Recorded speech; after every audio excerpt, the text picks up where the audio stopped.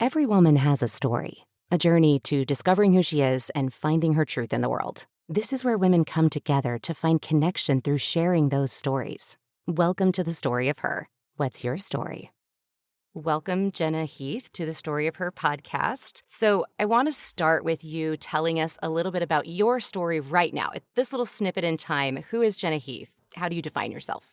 Yeah, absolutely. So I currently, in this given moment, I am sitting in my home office with my puppy. I'm kidding. I don't Oh, think that's exactly what you meant, but that is perfect. so I live in Las Vegas. I've been here for about 10 years, and I actually work and teach at the university here. So my classes surround career and leadership development, which is really kind of what I spend most of my time doing. So whether I'm teaching my classes, running programming, I do coaching and consulting all around leadership development. And really my goal is to kind of help people identify what success looks like for them. I love working in academia and being an educator, but I am very self-aware that not everyone can afford that avenue. And so I actually launched my podcast, Tearing Up My Heart, last year. And my goal really was to make leadership development a little bit more accessible to folks that maybe couldn't afford a traditional pathway to education.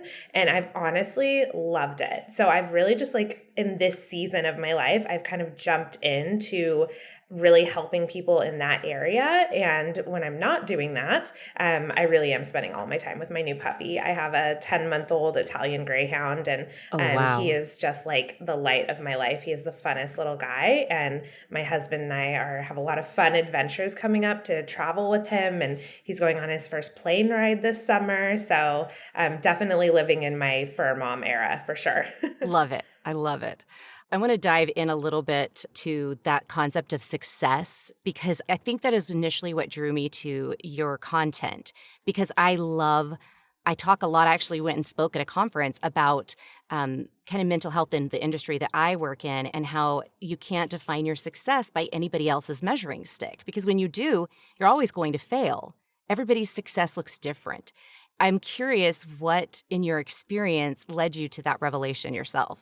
Yeah, I think you hit the nail on the head. It really was my lived experience. And I think that that's true for so many people, right? Like whatever we end up doing in our life really is because something happened in our life that made us curious about something or frustrated about something. And that really was my experience. Yeah, I was in college and I was going down a really traditional path. And my dad had kind of always told me my entire life I should be a lawyer because I love talking to people and I love arguing with people, which I've come to find out. I think a lot of parents say that to their overly independent daughters usually. Yeah, I don't think he was being malicious at all. I think he was just doing the best with what the information he had. But once I went down that pathway, I realized that just wasn't really a great path for me. And I honestly made it pretty far down the path. Like I finished my bachelor's, I had applied to law school, I had gotten into law school, I was about to start law school. And I literally decided a couple weeks before I was going to go that this probably isn't the right fit for me. And so I ended up just kind of meandering after I graduated undergrad and really doing a whole bunch of different jobs and a lot of different areas. And I really ended up getting so frustrated by so many of them. I had so many really, really crappy leaders early on in my career that were just honestly horrible people, but also really bad managers. And I actually wouldn't even affiliate them with the word leader. Wow. And so after kind of going through that, I kind of got thrown into a career in higher education, but I ended up loving it. And I also got thrown into being a career coach, what I also ended up really loving, and I was really good at it. So I became a certified career coach, and I just kind of started going down that rabbit hole. And what I realized is the thing that I enjoyed the most was not necessarily showing people this is your yellow brick road and this is what you should go down, but helping them think for themselves, helping them understand how to critically think about situations and their own life, helping them create their own values, their mission statement, really understanding who are you as a professional and how does your career interact with your real life and what should that look like for you? And almost every single time for me personally, that ended up helping people think about success from their own lens, not what the world tells us is successful. And that has certainly also been true in my own life. I don't think if you had told me 10 years ago, this is what I would be doing right now, I'd be like, yeah, okay, you're crazy. That is not what I'm going to be doing. But I love it. And I've really found kind of my groove in a way that I enjoy, that brings me fulfillment, and also, fills my paycheck. So that makes me happy. And I think that's really been it. So it was like my lived experience, and just really trying to help people understand that their lived experience is unique and valuable, and that's okay. Like, they don't need to do what everyone else is doing or saying. They just have to figure out their own path. And maybe sometimes they need some help in doing that. And that's what people like me are here for. Exactly. I think sometimes they need some help figuring it out because, especially as the mother of two college age students, right? They're both More in power to you, college, girlfriend. right? Like one of them has a very specific career path. He's an electrical engineering major. Like that is a pretty specific dynamic, and he loves it. And then the other, it loves art, and he wants to find a way to make a career with art. So many people are just like, well, that's a wasted college degree, like, or, oh, you're just, ugh, it's so frustrating. In fact, when he was about 15, he really wanted to be a graphic designer. And he said to people, they would say, what do you want to do when you grow up? Or what's your plan? People always ask teenagers that, like they have any clue. Come on, like they don't even know. Like you don't Right. even know when you're asking that question, let alone Right. the teenager. Like why do we put that pressure on people? Exactly. And so they all come up with something that they say, but, he would tell people he wanted to be a graphic designer. And inevitably, they would say, ooh, that's a really competitive field. Like that was the words that came out of so many people's mouths. Like in the way they said it wasn't, ooh, that's a really competitive field. That's really cool that you want to take that on and that's your challenge. It was like, ooh, are you good enough for that? Like, are you willing to deal with that? And I feel like so many times teenagers especially are constantly told what they can't do or what's too hard.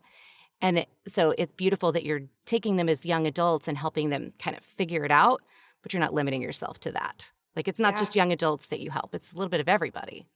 Yeah, absolutely. Yeah. I mean, I've had the honor of working with, all the way from an entry level professional, what I would call, young adults, 17, 18, all the way up to C-suite executives. And they're certainly so wildly different. But I think it really all goes back to, like, I'm not a mental health practitioner and I'm not a therapist or anything, but I do see so many trend lines that, I am by practice a researcher. That's what I've been trained to be. And so I love to look at data and understand trends and why are certain things happening to certain populations of people.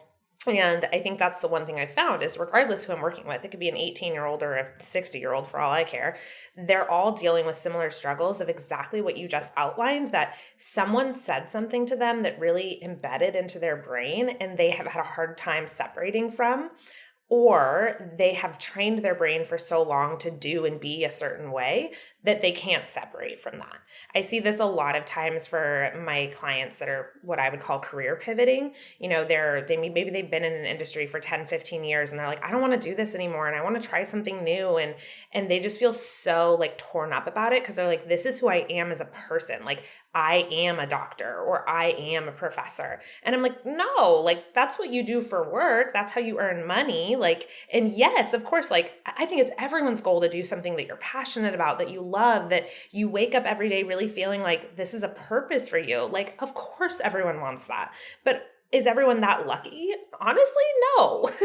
and that's okay too. I think you just have to learn, like, where do you fall in that and figure out what is the most honest and authentic way for you to live that is going to keep you happy. And I think that's really where success comes from, is happiness. Right. And measuring how you find that happiness, Exactly. in the industry that I work in as a professional voice actor, there's a lot of flux in the industry right now. People are having to leave. People are having to get full-time jobs. That they're measuring success very differently in their career. And for me, I'm happy if I can help support my kids in college. Like if I have enough money to help them get through college without having to take out a ton of student loans, I'm successful. That's it. It's nothing else. I have that luxury, though, of being able to measure success that way because I don't have to provide for my family because I have a breadwinner that we lived on a single income for 15 years. Like we already know how to do that. We got that down. So I measure success that way. But then someone else is like, no, I need to make all this money to feel successful, even though they don't actually need the money. How do you help people balance those needs and wants? Yeah, that's a great question. So I think I always start with everyone pretty much in the same place, that identifying what your values are. And I think most people have never done this exercise. And I really encourage everyone to start here. There's some great tools on Brene Brown's website that I Hmm. love, that I really encourage people to use. And it really is starting with like, what do you care about? What are your non-negotiables of life? And let's start from there. That usually gives me, and honestly, a really good like eye-opening experience into who someone is. And I'm like really forcefully honest with people that like, if money is one of your non-negotiables, amazing. Great. Yeah. I love that for you. Let's identify what that looks like. Does that, and if it's luxury finance, that's great too. But that's something you need to know, right? Like if your goal in life is to live like luxuriously financially stable, then you cannot be a teacher. That is not going to work for you unless you have some epic side hustle, which is also possible, right? But that just means you're going to have to put in a ton of effort and time into that other thing. And you're not going to be able to travel as much or have 8 children or whatever your other non-negotiables of life are. So we always start there. I think from there, I always help people kind of peel apart what are your other non-negotiables, kind of your soft non-negotiables, I tell people.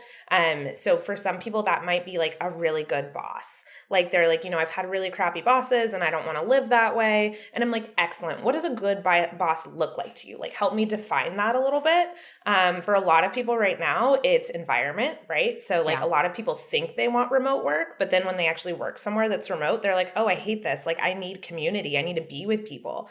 And I'm like, great, let's add that in now, because I think that everyone loves the idea of a remote job that you don't actually have to do work. Like Yeah. everyone wants a non-job remote job. But when you actually get into a remote job, they're like, oh wow, I'm like tied to my office desk for 10 hours a day and my boss doesn't understand boundaries. And I'm like, yeah, that's closer to what most remote jobs look like. Right. And so I think kind of just helping them pull apart like their values, their non-negotiables, and then really starting to help them think about what their goal setting is. I think that most people after high school or college, they just stop thinking about their goals. I think it's a mix of shame and embarrassment and vulnerability that people are just unwilling to go down. I think for a lot of people, it means change, and people are pretty resistant to change unless you were raised in a really specific way.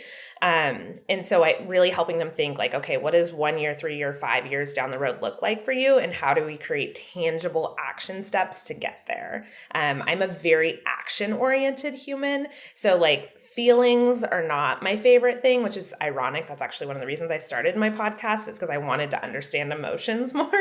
And so I really try to help people think about like, this might be how we're feeling, and that's all valid and true. But what are the action oriented steps we need to take so you can actually reach this life of success you say you want? Something that you said back there in the conversation really stood out to me. And it's really is about your lived experience helping you to figure out those things that are your non-negotiables. Because you're 17, you don't know what your non-negotiables, all of them are yet, because you haven't experienced the things that you're going to hate, right? And you're going to have that bad encounter with a boss and be like, I have to get out of this. Like I got to switch. This job is not working for me. Or I'll use my son as an example. He worked at a gas station in college, a Maverick. They had him making burritos. And so he was going like this and doing like a rolling motion with his hands. And he got really bad joint pain in his wrists as a result. There's no way he could have known that would happen until he encountered it. And he had to be able to say, this job doesn't work for me physically. And now he knows he's not going to work in food service likely, especially not with burritos. But so many times, and I'm wondering how you combat this, so many times teenagers and young adults and even grown up long time old people like me feel like if we try something and it doesn't work out, it's just a failure. Instead of it's an opportunity to learn what doesn't work for us and what does work for us. And I think that's a cultural thing, a societal thing that goes all the way back to like maybe the 1950s, where you got a job and you did that job until you retired and you got a retirement, and then we don't do that anymore. That's pretty rare. Absolutely.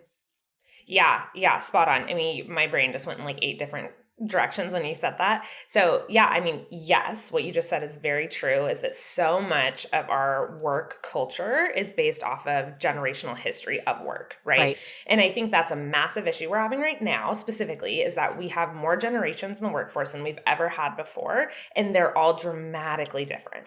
And so that is really difficult to piece apart for people in terms of when you have like a Gen Xer as a boss who's like really anti-remote work, not because they're actually anti-remote work, just because that's not their experiences. They don't Right. understand how to do it. And so I think so much of this goes back to like, there's just a real lack of training in terms of keeping people up to date on what is going to work for everyone. But I mean, especially as you're onboarding new, younger professionals, like we have to meet them where they're at. We really do. And so I think that that is honestly a failure on the older generation sometimes, that we are unable to change or we don't want to. Mm-hmm. And that makes it really difficult for us to work with younger generations. But I think a huge piece of that, especially for the older generations, is we were very much so taught that failure is what that word defines as, that it's like your entire existence and life and being is falling apart. And people always fall into the shame spiral of failure, that like nothing, they're not good enough and they can't do anything and it's just they're bad, when in reality, like it's a true teacher moment for me. But I always tell people, right, like failure is defined as your first attempt in learning. Oh, I love And that. I think every teacher under the sun knows that phrase and uses it with like kiddos a lot, but I love using that phrase with college students, especially. I work with a lot of high ability college students, and failure is literally feels like the end of the world for them because they have not failed at anything in life. And I was just talking to one of my students recently, and she quite literally has never failed. Like she's an excellent student and blasted through her undergrad, blasted through her master's, and now is just going into the working world and is really struggling to find a job. Not because she's not amazing, just because she's really never had to have that experience yet. And it was like tearing her apart, like borderline, like some real mental health problems coming out of this. And I was like, hey, like this is okay. Like this is good. You're trying, you're putting yourself out there. So that's what I always go back to with people, is that failure is the first attempt in learning. So like just start to honor that you're learning, you're trying something new.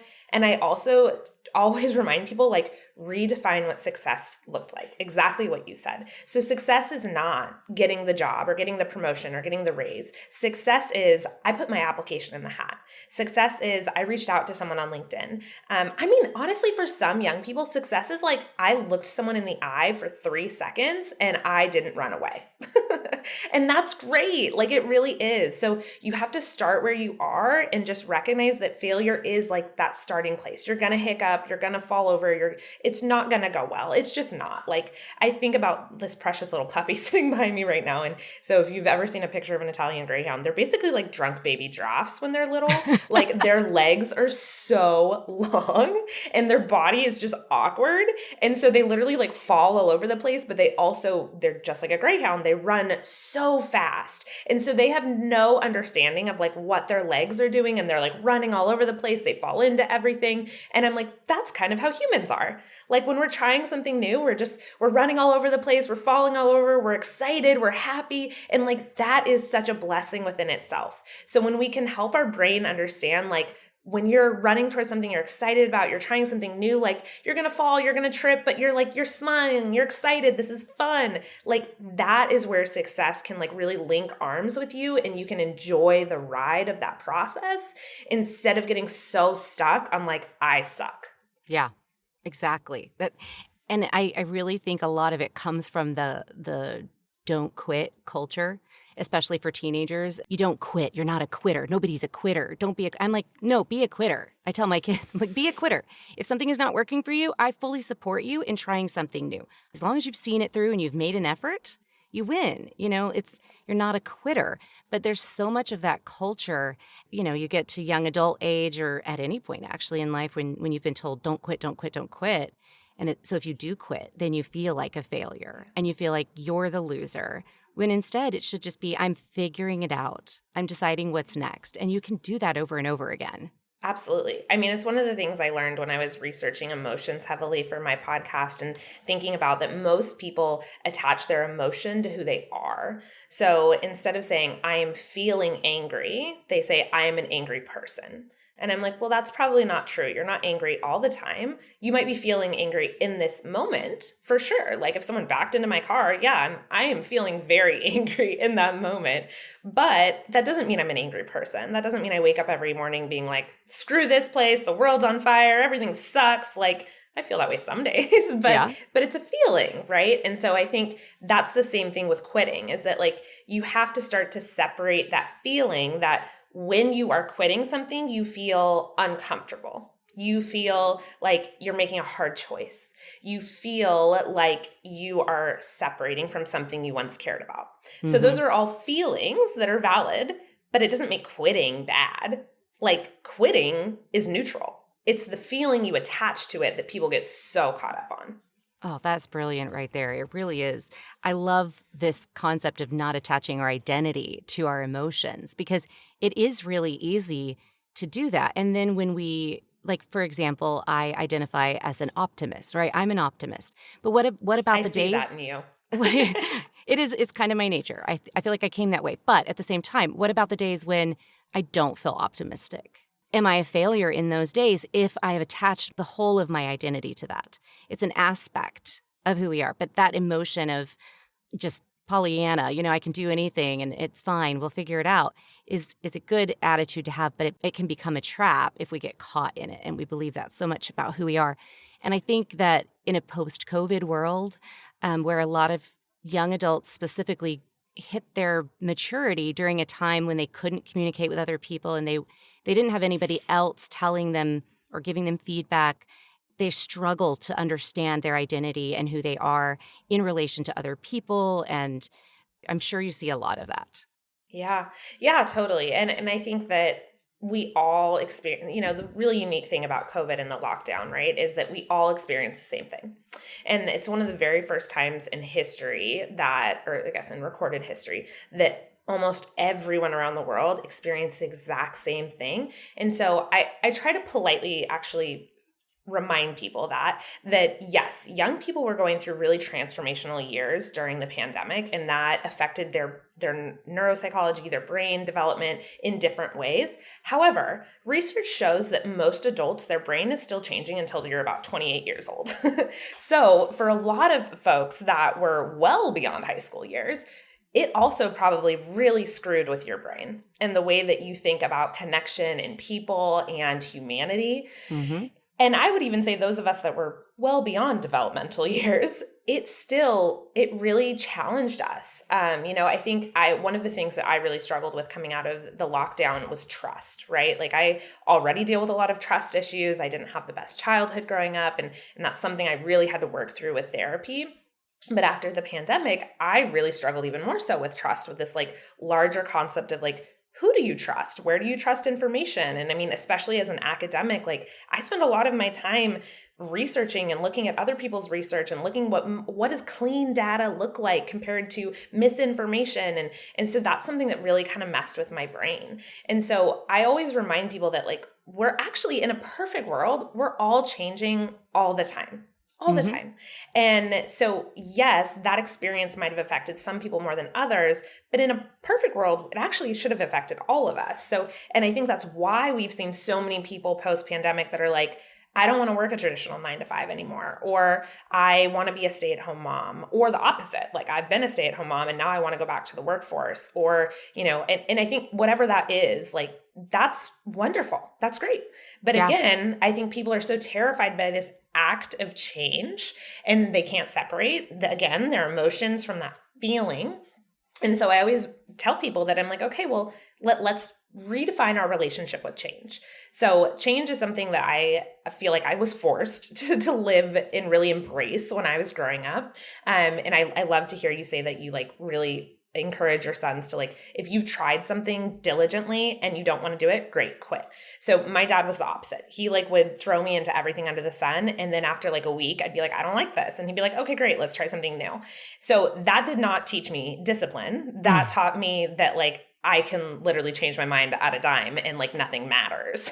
And so Oh, that's yeah. something I had to really cope with as an adult, right? And so for me, my relationship with change, I had to really start to understand like change is good and healthy, but like, let's evaluate our change. Let's critically think about the change. Do I really want a new career, or do I just want a new job? Or do I really just want to make more money? Or is my passion cup a little low right now? That's actually where my podcast stemmed from, is that, I was feeling really not as passionate about the work I was doing. And I was feeling like my heart just wasn't centered anymore. And so I was like, well, I want to throw myself into something new. And so my husband was like, you know what, I can help you with this. Let's just do this. And like, I remember it was like 2 weeks, and I like started working on stuff, and all of a sudden he had a logo, and he had like Riverside and all this stuff. And he was like, we're ready to go, babe. And I was like, holy guacamole, what is happening? And I was like, I'm going to embrace this change. And ever since that moment, like, I felt like change and flexibility and adaptability are like such blessings in my life. And I'm so excited about the opportunity when someone's like, hey, I can no longer meet at 10. Can we meet at 7? And I'm like, yes, I can make this work. Abso-freaking-lutely. And I've really learned to love that feeling. And it makes me excited. I think I'm an interesting person because I really like change. I always have. You are to the interesting, point yes. that and maybe it's an ADHD thing a little bit. Like as a kid, I would rearrange my room frequently. Like I had to have the furniture in different places. And even as an adult, I've actually realized that change can be addictive. I like it. I enjoy when something shifts and moves. And so we've moved a lot. We've changed houses a lot. We change where the garden is, change what we grow. And those things are great. But it reached a point like recently where I wanted to move. And we had to sit and evaluate, why do you want to move? I couldn't explain it. I'm like, I just feel this urge. I feel like we have to move. And we've been in this house 7 years, which is longer than I've ever lived anywhere, ever. So it was this time where we had to sit and evaluate, like, what are our non-negotiables and what are the things? And I thought I wanted certain things. And then we sat down and looked at it all on paper. And I'm like, actually, no, I think that we should just embrace where we are. And that was a beautiful acceptance, and me realizing that I was chasing change. It can be something as simple as needing to, cut your hair. Like, I have to I just need some change. And my hairdresser one day says, you realize tomorrow you're going to see the same face. It's just going to have shorter hair. Like, it's not going to change anything. It's not real change. It's quick. And I didn't. I love that little micro moment you just said, that like you were kind of addicted to the change, right? Mm-hmm. Like, I think some people are addicted to success. I think some people are addicted to change. I think opposite. Some people are totally addicted to stability and get so complacent, Yeah. right? But this is a really unique thing, I think, specifically about most women. I shouldn't say all, but most women, is that, and it's the running joke, right? That like when a girl breaks up with a guy, she goes and gets her hair cut, or she, gets a new hair color or whatever it is. But we see this actually pretty frequently. Like, women are a little bit more flexible and adaptable than men, historically speaking. And so we do like kind of want that change and that transition. And it is so funny to me that most often women like that end up marrying someone that's usually polar opposite. My husband is a very like stable environment kind of guy. He's like, I want to live in Las Vegas forever, and I want to live in our same house. And I'm like, okay. Well, okay. But it's been a super fun part of our relationship, right? To identify like when I want change and he wants stability, like we can both be right at the same time, but identifying like, why are we feeling that way? And what is the root cause? That's something that I talk to my clients about a lot, is that like, what is your root cause of what you're feeling or what you're doing, and why? Because if that root is weak, if it's like a little baby bush and the root is just like, then, on a windy day, it's going to blow over, versus if your root is deep and entrenched and really like hyper focused around your values, then usually that root will stay and it's strong. So what's the why behind whatever you're doing?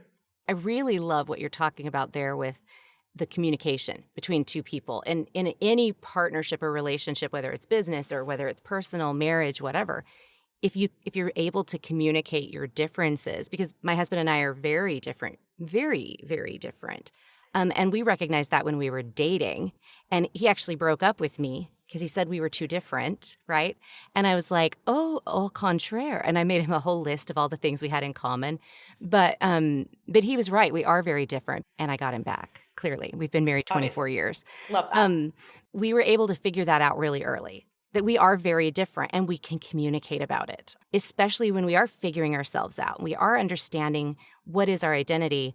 Having open communication with someone else There are things that my husband has taught me about myself through his observance that I'm like, oh, I did not even realize this thing.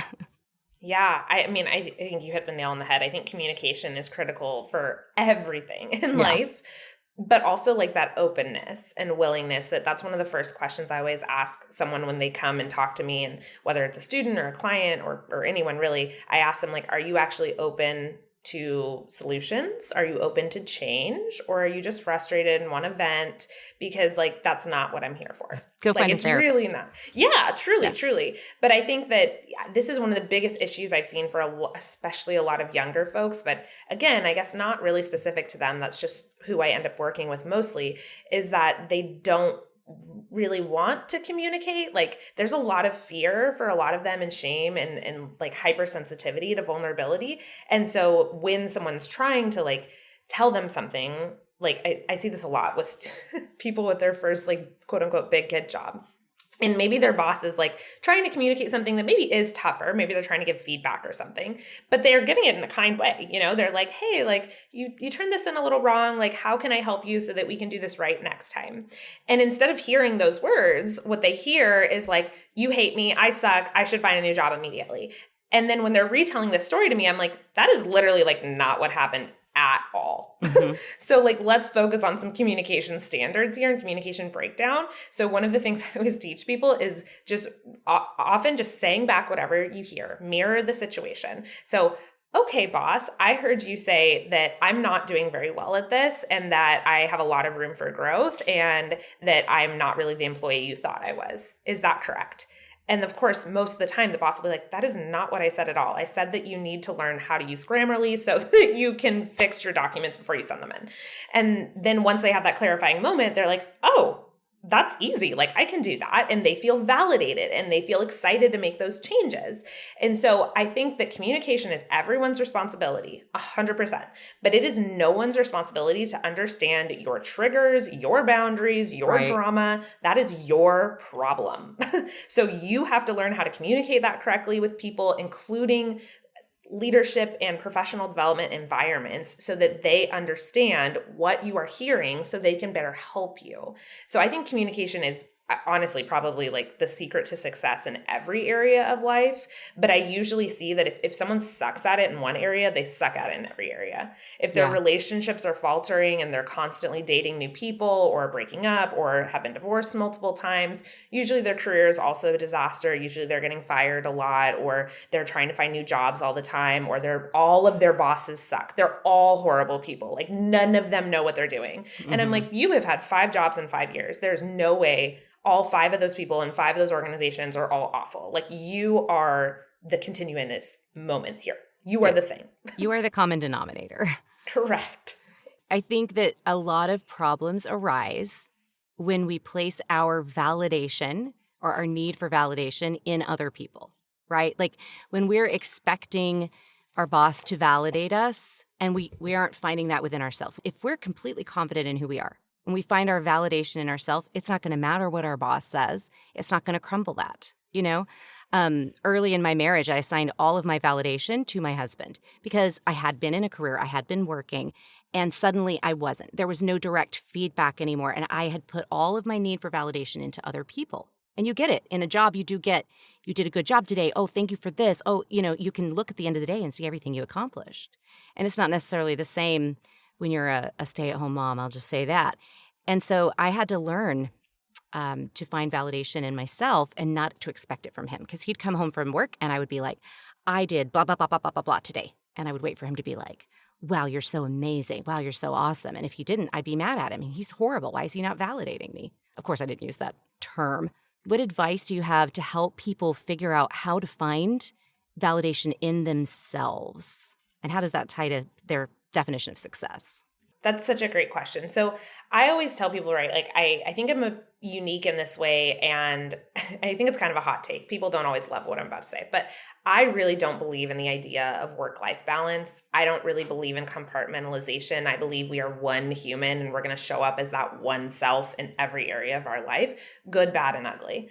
So I think that when people are really challenged or struggling with the idea of like who they are and really seeking out validation, that again, I just kind of remind people, I'm like, well, let's go back to the start. Like, where is this stemming from? I believe pretty much everyone under the sun needs therapy, probably for, little T or big T, like everyone has experienced something. So even if you don't want to go a traditional therapy route, even just the understanding that maybe things didn't work out as perfectly as you expected. I really feel for parents because this is one of the reasons my husband and I chose not to be parents is like, there is so much pressure on to raise these precious little humans that are going to be the next generation of adults. And pretty much no matter what you do, you're going to have a season of that kid's life where they hate you.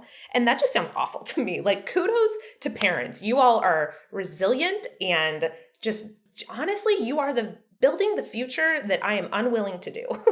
So thank you for that.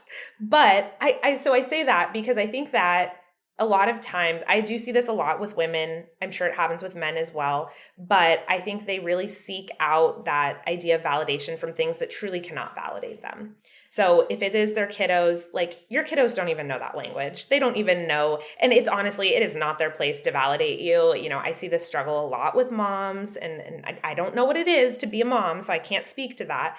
But I do see this a lot is that they're, hoping their kids are going to be the first one to run or the first one to stand or the first one to speak in class. And that's somehow going to make them a better mom, which is going to make them a better person, which is going to make them more valuable to society.